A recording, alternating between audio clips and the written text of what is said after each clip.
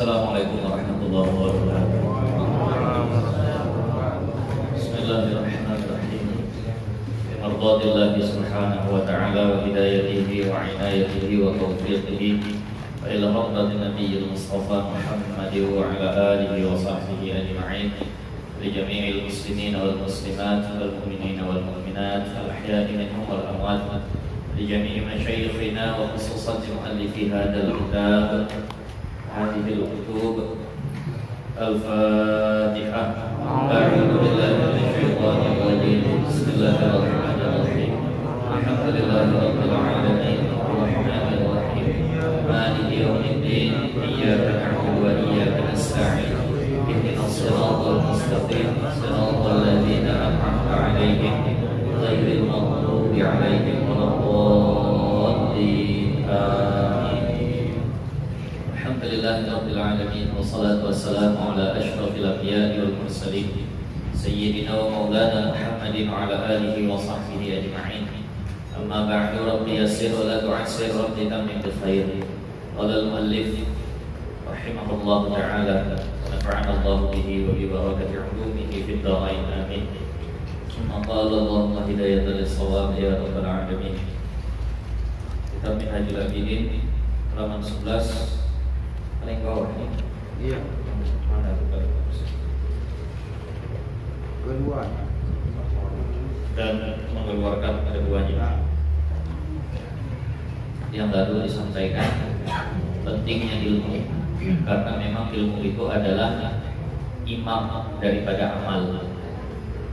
Ibarat kita sholat, kalau imam itu batal tetap diikut oleh makmum, maka batal juga lah makmum. Maka kalau ilmu itu tak sempurna atau ilmu itu cacat, maka amal sebagai makmumnya juga akan cacat. Maka sangat penting untuk mengetahui ilmu dalam beribadah. Nah, ilmu dalam mengenal Tuhan kita, ilmu dalam ibadah kita. Karena bisa jadi ketika seseorang beramal namun tidak dia berilmu, bertahun-tahun dia beramal, ternyata sudah dia lakukan perkara yang membatalkan air sholatnya atau wudhunya. Selama ini dia begitu terus, tapi dia tak sadar. Bertahun-tahun dia sholat, ternyata sholatnya tak sah karena tak sesuai syarat dan rukunnya. Dikarenakan rajin sholat tapi malas mengaji tentang sholat. Nah, dan hal-hal yang bisa mengeluarkan keduanya, itu jatuh keduanya atas yang berbetulan sunnah, dan engkau tiada mengetahui dengan yang demikian itu. Bisa jadi juga ada orang yang amalannya itu berbetulan, bertepatan dengan satu sunnah, tapi dia tak tahu kalau itu sunnah. Nah, itu maksudnya tadi. Jatuh dia keduanya atas yang berbetulan sunnah, dan engkau tiada mengetahui dengan yang demikian itu. Di wudhu itu dia melakukan sesuatu yang ternyata bertepatan dengan sunnah, tapi dia tak tahu itu sunnah. Di sholat itu dia melakukan satu perbuatan yang ternyata itu sunnah, tapi dia tak tahu itu sunnah. Maka tak terhasil pahalanya. Karena innamal a'malu binniyat, amal itu sesuai dengan niat. Bisa amalan sunnah itu terhasil pahalanya kalau seandainya dia tahu itu sunnah. Bahkan sebagian ulama lebih menetapkan lagi, dia harus istihdar niat bahwasannya itu amalan sunnah. Tahu nggak kita kalau seandainya ini contoh ringkas ya? Kita semua insya Allah tahu bahwasannya pakai sandal itu sunnah kaki kanan dulu. Udah tahu ya? Dan tiap kita pakai sandal insya Allah kaki kanan. Tapi waktu pakai sandal itu terlintas nggak dalam hati ini sunnah? Nah kalau tidak, maka tak jadi pahala. Jadi harus dia paham bahwasannya itu sunnah. Istihdar, menghadirkan dari istihdar, niat bahwasannya itu sunnah. Habis sholat fardu, kebiasaan orang sholat rawatib berpindah, kan gitu. Pindah. Waktu pindah itu hadir nggak dalam hatinya ini sunnah? Itu sunnah. Tapi banyak orang yang lakukan itu tak sadar dia kalau itu sunnah. Nah, dia rasa tak enak itu pindah. Berdasarkan perasaan tak enaknya saja. Jadi tadi ada banyak orang yang perbuatannya bertepatan dengan sunnah, tapi karena kurang ilmunya, kurang pengetahuannya bahwa itu sunnah, maka tak jadi pahala. Ibu-ibu dulu mungkin ada sampai sekarang pernah pakai hand body, hand body dibalur ke seluruh tubuh gitu. Itu sunnah tuh. Tapi waktu pakai itu tahu nggak bahwasanya itu sunnah? Karena di antara khisalul fitrah, kalau kita bahas tentang macam-macam fitrah yang berkaitan dengan tubuh, itu sunnah potong kuku, sunnah kalau laki-laki cukur kumis, cabut bulu ketiak, dan di antaranya adalah sunnah itu istimalul durni atau ibtihan, meminyaki tubuh. Kalau dulu minyaknya minyak zaitun, sekarang hand and body itu boleh, karena ilahnya alasan meminyaki tubuh itu supaya kulit tak kering. Berapa banyak perempuan yang mengamalkan itu hand and body-nya, tapi tak tahu kalau itu sunnah. Akhirnya tak dapat pahala. Nah mulai sekarang udah tahu kalau pakai hand and body itu sunnah. Disuruh sama Rasulullah. Rasulullah kalau kulitnya kering diminyaki dengan minyak zaitun. Nah, maka itu pentingnya ngaji tadi. Dan itu bukan untuk perempuan saja, laki itu juga. Di sini berkongsi lah Pak sama. Cepat habis. Hand and body kalau mau persis kayak Rasulullah pakai minyak zaitun. Kalau ada alkoholnya di hand body itu ikut pendapat paling aman jangan. Tapi kalau mau tetap pakai ada yang membolehkan. Syekh Syafi'i Hazami membolehkan alkohol yang ada di parfum dan yang ada di perkara-perkara seperti itu. Nah, jadi kalau seandainya berbetulan dengan sunnah tapi dia tak tahu dia ilmu bahwasannya itu adalah amalan sunnah, dia tak ada pahala. Banyak yang seperti itu. Nah, ada orang pakai lidah, kalau sholat bawahnya lidah, ikut-ikut saja, tapi tak tahu bahwasannya itu sunnah. Imam Nawawi dan beberapa ulama mazhab Syafi'i lainnya, antara dalam kitab Irsyadul Ibad, dalam kitab Anwarul Masalik, di situ dikatakan bahwa sunnah makruh, bahkan makruh sholat dalam keadaan pundak itu kosong. Makruh sholat dalam keadaan pundak itu kosong. Sunnahnya pakai sesuatu di pundak. Bahkan seandainya tak dia dapati apapun, tali rapian, tali plastik itu jadi dalam sunnah. Yang penting ada sudah sunnah. Bahkan seperti itulah bahasanya. Banyak yang pakai begitu, tapi tak tahu bahwasanya itu sunnah. Jangan kalah kita sama tukang becak aja. Ada sholat itu dibawanya, tapi tak tahu itu sunnah. Akhirnya tak ada pahalanya. Jadi kalau seandainya berbetulan dengan sunnah tapi dia tak tahu itu sunnah, ya tak dapat pahalanya. Karena ibadah ini tak boleh kebetulan. Wah, untunglah aku selama ini ngamalin. Tahu nggak itu sunnah? Tak tahu, ya tak dapat juga pahala. Nah, ini banyak lagi. Nah, kalau kebiasaan orang soleh jadi pahala. Kalau seandainya mengikuti kebiasaan orang soleh, dalam arti dia harus tahu bahwa mengikuti orang soleh itu adalah sunnah. Nah itu tadi kalau gitu. Kenapa kau pakai serban? Ku tengok Habib Umar pakai serban. Kenapa pakai jubah? Ku tengok Habib Umar pakai jubah. Kenapa kau ikut? Kata Rasulullah, "Man tashabbaha biqaumin fahuwa minhum." Barang siapa menyerupakan diri dengan sesuatu kaum, maka dia termasuk kaum. Mudah-mudahan aku diikutkan kepada kaum yang memang mirip sama Habib Umar. Kalau begitu dapat pahala. Tapi kadang pengikutnya tak tahu dia itu sunnah. Nah, jadi ini yang harus memang butuh ilmunya tadi. Kalau yang wajib tak berilmu ya tak sah. Kalau yang sunnah tak berilmu tak berpahala. Dan terkadang melintangi bagimu sesuatu yang kesamaran dan tiada engkau dapat akan tempat bertanya akan dia daripada yang demikian itu, dan tiada engkau mengetahui dan tiada engkau belajar akan dia. Nah, jadi bisa jadi nanti ada masalah karena tak sempat belajar, tak tahu samar hukum. Nah, maka itulah pentingnya ilmu. Nah, kita saja yang sudah begitu banyak betul, belum mungkin adalah di antara kita yang sudah puluhan tahun mengaji, dari kecil-kecil dulu mengaji. Kita fikih entah berapa macam. Kalau kita Melayu fikih macamnya udah semua terpegang. Nah, yang Matlabul Badrainnya, Kifayatul Muhtadinya, apalagi Kifayatul Ulam, Hajjus Salam. Kita fikih ini begitu semua rasanya itu Sabilal Muhtadin. Tapi begitu ada juga masalah yang masih bingung. Ada juga masalah yang masih bingung. Tadi pagi saya mengaji sama santri masalah fikih. Tanya pula, kalau ada orang yang ambil ilmu hitam, santri udah nanya entah mana-mana. Bisa dia berubah jadi binatang, siluman. Ketika dia sedang puasa, terus berubah dia jadi binatang. Nah, entah bagaimana pada saat statusnya jadi binatang tadi terbuatnya perkara yang membatalkan puasa. Batal tak puasa? Tak tahu saya sendiri. Jadi mungkin ada babi ngepet, ada apa segala macam. Tapi itu tak puasa. Waktu dia berubah jadi binatang, terus dilakukan perkara yang membatalkan puasa. Habis itu jadi orang lagi masih bisa lanjut nggak? Tahu saya sendiri. Itu banyak masalah. Nah, kemudian maka adalah edaran kelakuan ini sekalian pula atas ibadah yang batin.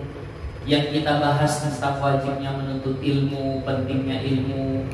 Nah, faidah ilmu, fadilah ilmu itu bukan hanya untuk ibadah yang zahir, sholat, puasa, zakat, haji, umroh, wudhu, mandi wajib. Bukan hanya itu pentingnya ilmu, bukan hanya berkaitan dengan ibadah zahir. Namun ini pula berkaitan dengan ibadah yang batin. Apa itu ibadah yang batin? Yang yaitu tempat perjalanan hati, yang berkaitan dengan kelakuan hati. Nah, wajib bahwa belajar engkau akan dia wajib kita juga belajar kelakuan hati kita. Kalau kelakuan fisik kita tadi lah puasa, wudhu, mandi wajib, sholat itu udah dibahas wajib. Nah, ini tentang perbuatan hati juga wajib dipelajari. Daripada tawakal, wajib belajar tawakal. Nah, dan tafwid, dan wajib belajar tafwid. Tafwid itu apa? Yakni menyerah diri, pasrah bahasa kita. Pasrah. Nah, tafwid dan ridha dan sabar dan taubat dan ikhlas, ini wajib dipelajari semua. Ini semua amal batin ini. Ini tak bisa dijamah dengan mata. Sebenarnya ini semua nggak bisa dinilai orang. Kita nggak bisa menilai orang itu tawakal atau tidak dengan pandangan mata kita. Kita tak bisa melihat orang itu ikhlas atau tidak dengan pandangan mata kita. Kita tak bisa melihat orang itu sabar atau tidak dengan pandangan mata kita, karena semuanya itu perbuatan batin. Makanya kalau masalah-masalah begini husnuzon yang dibanyakan. Nampak ada orang sedekah bawa wartawan, wah tak ikhlas, nggak bisa juga. Bisa jadi dia mau syiar, dia mau memancing orang yang baik untuk sedekah. Karena itu masalah hati dia tak bisa. Bahkan mungkin secara zahirnya nampak seperti orang riya, tapi tetap kita disuruh husnuzon. Cari alasan yang membuat kita berpikir dia tak riya. Nah, ada khatib lagi di atas mimbar, bisa dia posting videonya sedang di atas mimbar. Bingung juga kan saya. Sedang khutbah Jumat di masjid ini. Macam mana? Dia lagi di atas khusus, kan berarti nyuruh orang deh. Tolong nanti ini tulis itu dihapus. Walaupun begitu ya mudah-mudahan niatannya supaya banyak orang terinspirasi untuk belajar agama supaya bisa menyampaikan ilmu. Ya udah begitu. Kalau mau pikiran buruk kita, seperti ini dibagi-bagi, teriak saja, kan begitu. Tapi itu masalah hati, tidak bisa dijangkau. Dan biarlah dia dengan hatinya, jangan hakimi hati orang. Baik sangka saja. Karena itu kelakuan batin. Nah, walaupun ada ulama yang bisa kasyaf sampai ke hati itu, nah, tahu ya hati orang itu. Nah, ini wali-wali Allah. Nah, kalau wali-waliullahnya hati-hati. Kayak kalau kata sebagian guru-guru dulu, kalau di depan orang alim jaga lisan. Begitu ngomong salah ketahuan aja. Tapi kalau di depan wali jaga hati. Belum ngomong pun kau masih tersirat, udah ketahuan. Jadi kalau wali-wali bisa tahu dia siapa.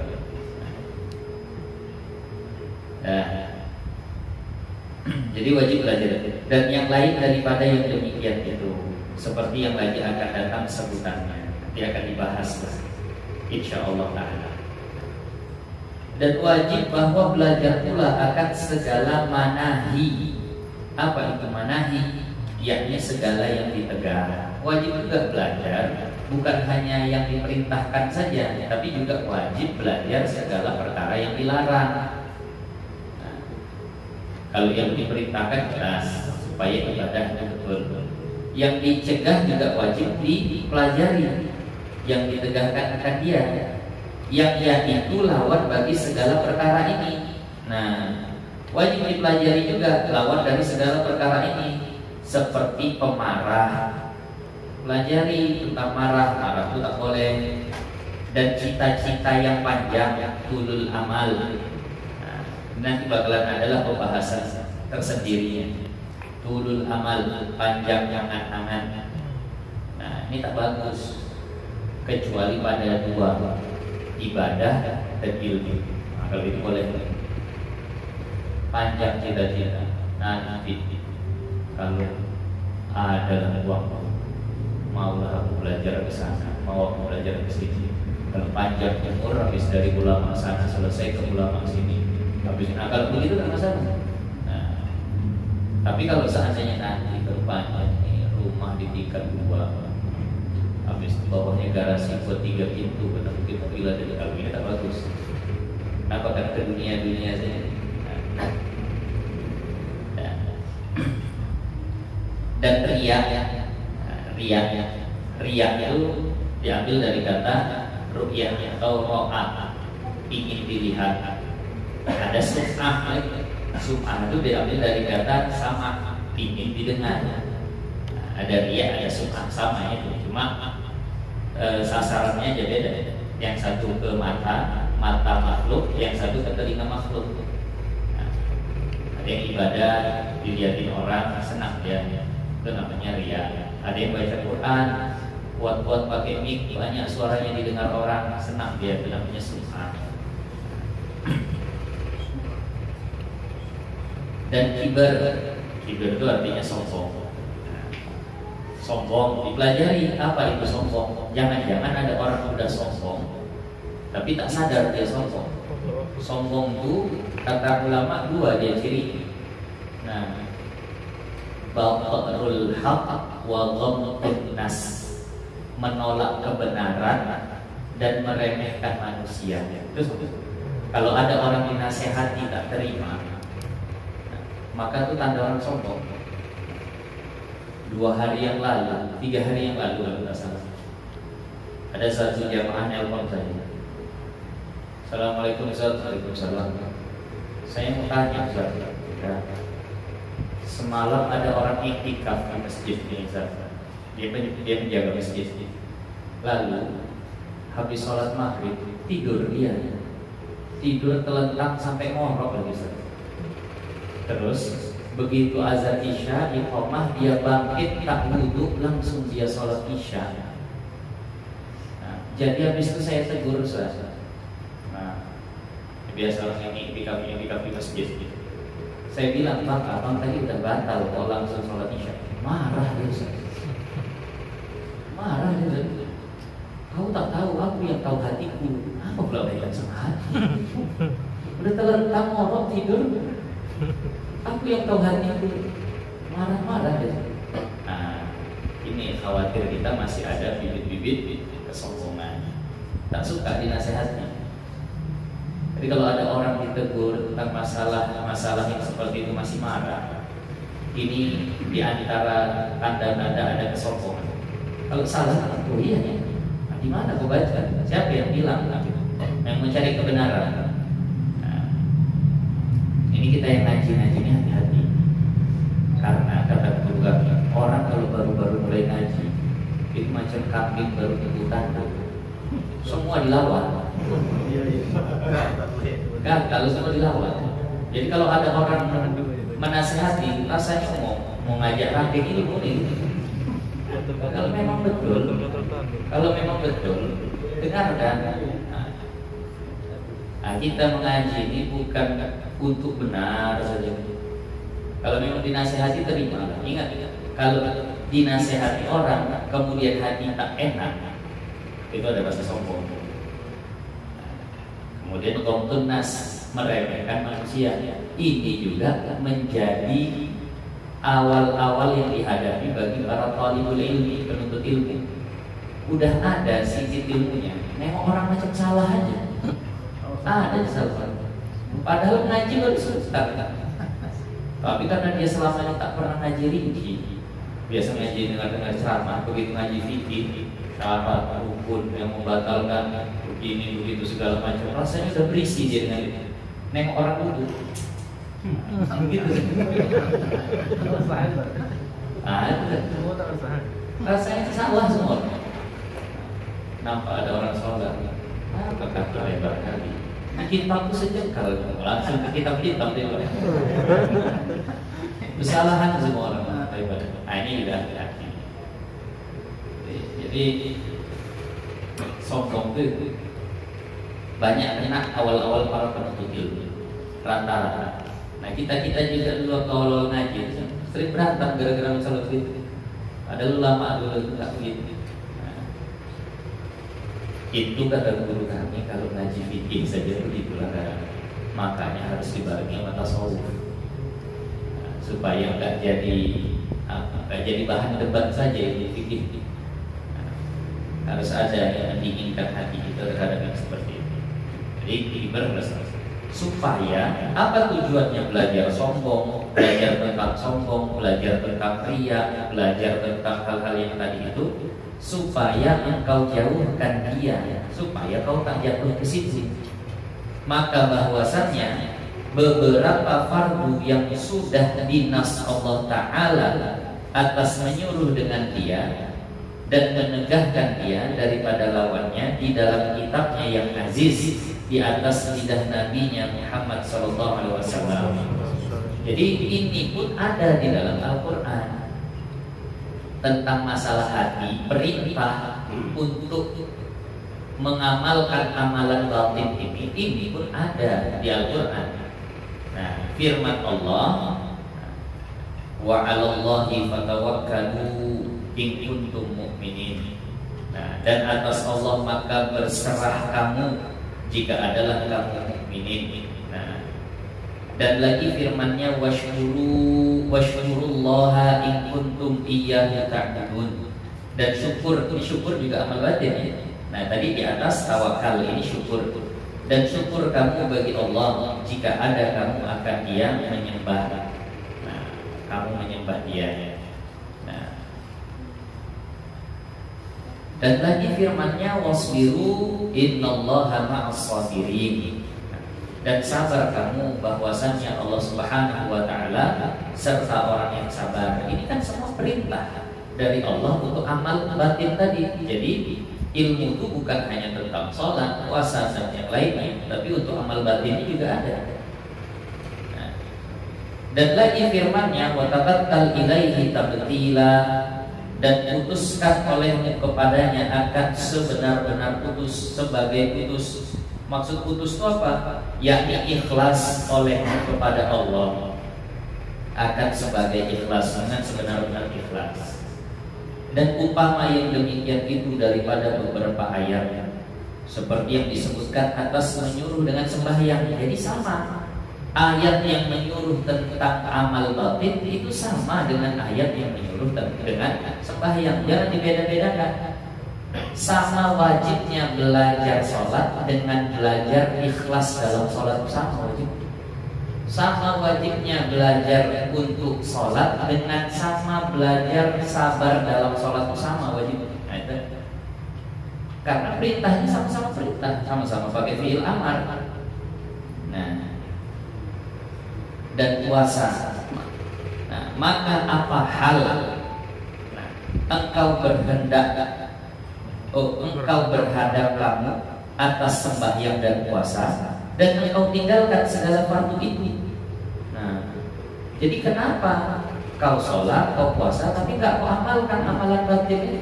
Padahal sama-sama disuruh Allah.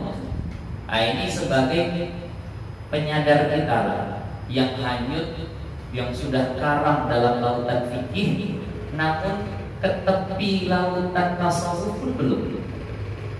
Jadi jangan sampai dilupakan ilmu tasawuf ini, karena sama-sama Allah suruh dalam Al-Quran. Nah, itu maksudnya. Jadi maka apa hal kamu kau berhadap dengan ibadah yang zahir, tapi kau tinggalkan yang fardu daripada ibadah batin ini?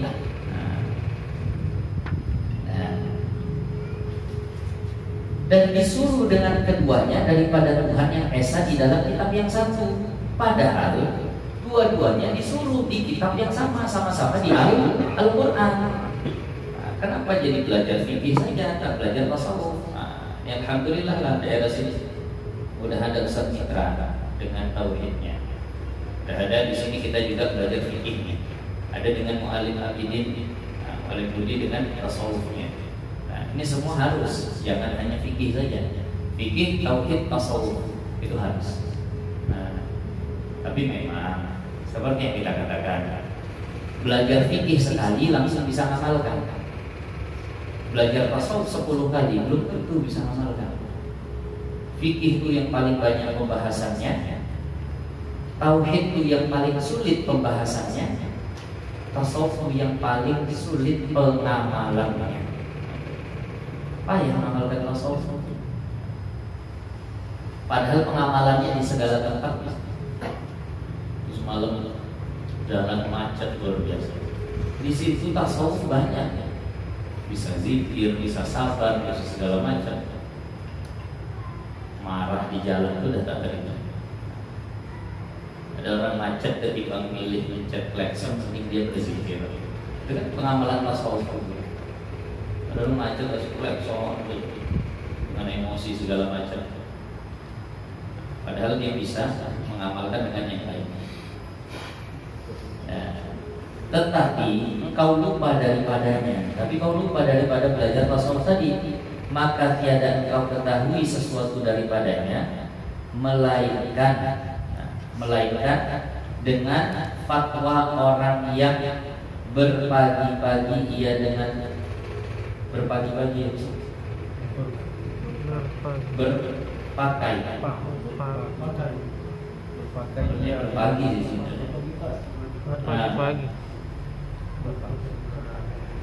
Orang yang berpagi ia dengan bersegera, bahagiannya itu hal keadaannya sangatlah kasih, hingga jadilah segala ma'ruf itu mungkar. Nah, jadi ini terjemahan bahasa Melayunya. Maksudnya begini, kau bisa lalai dengan yang seperti itu hanya karena kau mendengar fatwa orang yang berpagi-pagi ia dengan bersegera.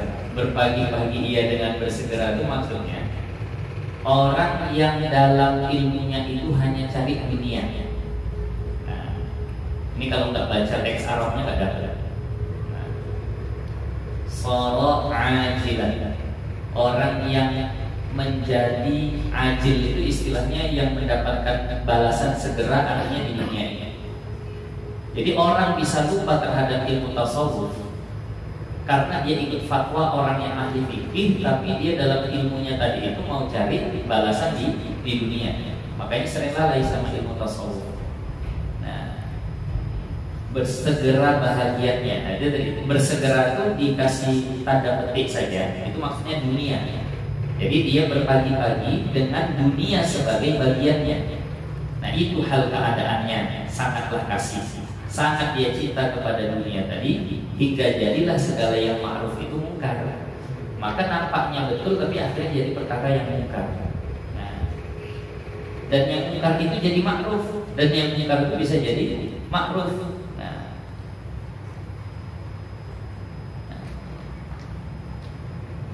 Dan orang yang sia-sia akan ilmu yang dinamakan dia Allah Ta'ala di dalam kitabnya, nur dan huda dan hikmah, dan dia mensia-siakan ilmu yang Allah sebut di dalam kitabnya itu sebagai nur dan huda dan hikmah. Jadi sampai situ bacaan kita. Inilah penyadaran dari Imam Ghazali kepada kita supaya jangan hanya belajar fikih, tapi juga belajar tasawuf. Nah, makanya penting belajar tasawuf supaya tidak kita menjadi orang yang cuma cari dunia saja. Inilah pentingnya. Pelajari fikih, tauhid, tasawuf wajib. Walaupun belum bisa mengamalkan, tapi terus pelajari. Tapi terus belajar. Karena kalau orang yang pikirannya itu hanya fikih saja, dia yang jadi ukuran dia. Penting sholatku sah, penting wuduku sah tak batal. Dia tak tahu diterima atau tidak, berpahala atau tidak. Tadi. Jadi makanya kadang pertanyaannya, Ustaz, kalau seandainya sholat begini-begini sah Ustaz?